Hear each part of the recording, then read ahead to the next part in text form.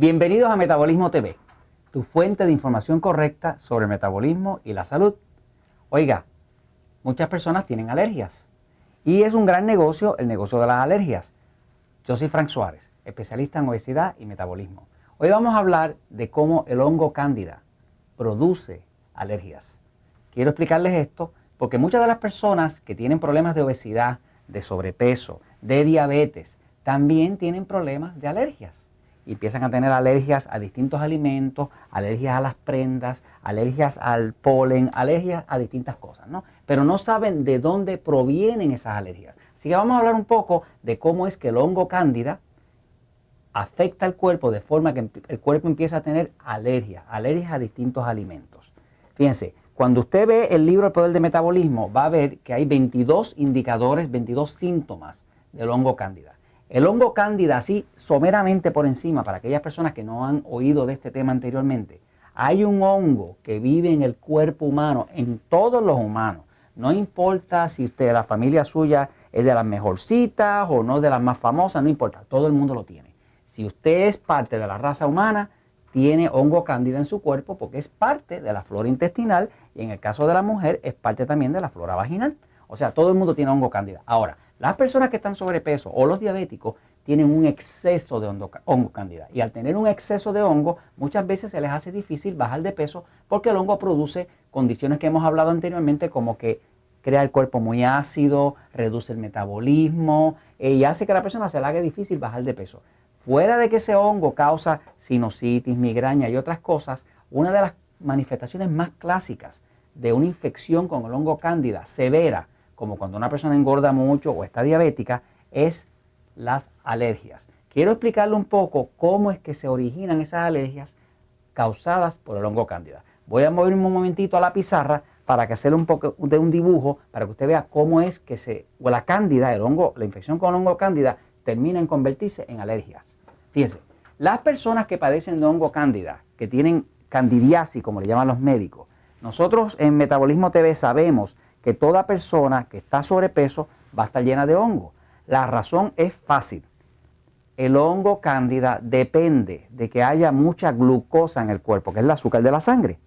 No se puede estar gordo si no hay mucha glucosa. Por lo tanto, cualquier persona que esté bien gorda o bien gordita o diabética, pues tiene el problema de que tiene mucha glucosa. Y al haber mucha glucosa es que va a haber mucha grasa, que es lo mismo que produce la obesidad y que es lo que descontrola la diabetes. Pero esa misma glucosa es la que alimenta al hongo.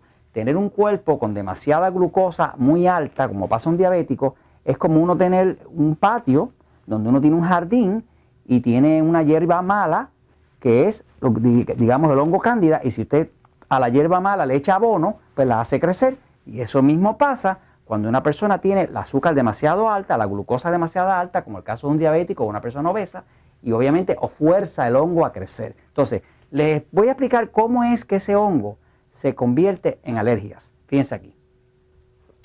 El hongo cándida vive solamente en los sitios donde hay humedad, calor y oscuridad.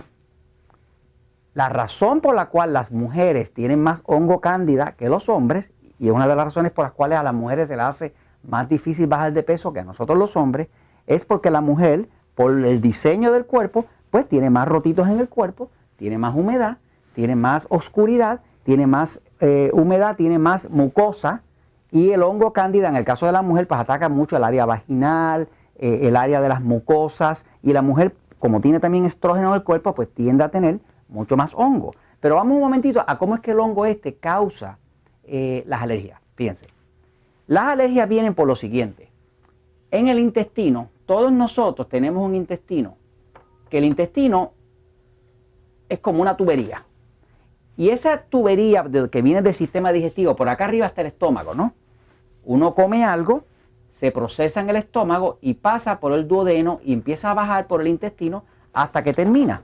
Obviamente no tiene esa forma así exacta, pero el intestino es un conducto muy largo, que tiene 23 pies de largo. Estamos hablando como de 7 metros, 23 pies de largo. Quiere decir que desde el momento que usted come algo hasta el momento que eso se evacúa, ha pasado por un conducto larguísimo de 7 metros o 23 pies de largo. Ahí ocurre la absorción, la digestión. ¿Qué pasa? El hongo cándida vive siempre en las mucosas. Mucosas es el tejido blandito húmedo que todos tenemos, como decir el tejido blandito dentro de la boca. Las mucosas es el área húmeda que necesita el hongo. Los hongos solamente viven en los sitios donde hay humedad. En un sitio donde hay resequedad o donde hay demasiado calor, los hongos no viven. Los hongos viven en los sitios que son húmedos, calientitos, oscuros. Si usted se fija un hongo en su casa, en cualquier hongo que crezca en un sitio donde usted guarda cosas o demás, va a ver que crece ahí porque hay humedad. O sea que los hongos necesitan humedad. Pues dentro del cuerpo humano, uno de los sitios donde más humedad hay es en el intestino. Y en el intestino, el hongo se pega en las paredes y cuando se desarrolla, que crece mucho, que se llama una infección sistémica, crea unas raíces que se llaman la cilia. Cilia, que en griego quiere decir raíz. Y ese hongo lo que hace es que echa unas raíces, como unas pequeñas raíces, que salen de la pared del intestino. Al haber hongo pegado a las paredes y haber esas raíces que salen de la pared, eso causa que esas paredes empiezan a tener como unos rotitos. Unos rotitos por donde salen las raíces. Los americanos, los doctores americanos le llaman Leaky Gut Syndrome.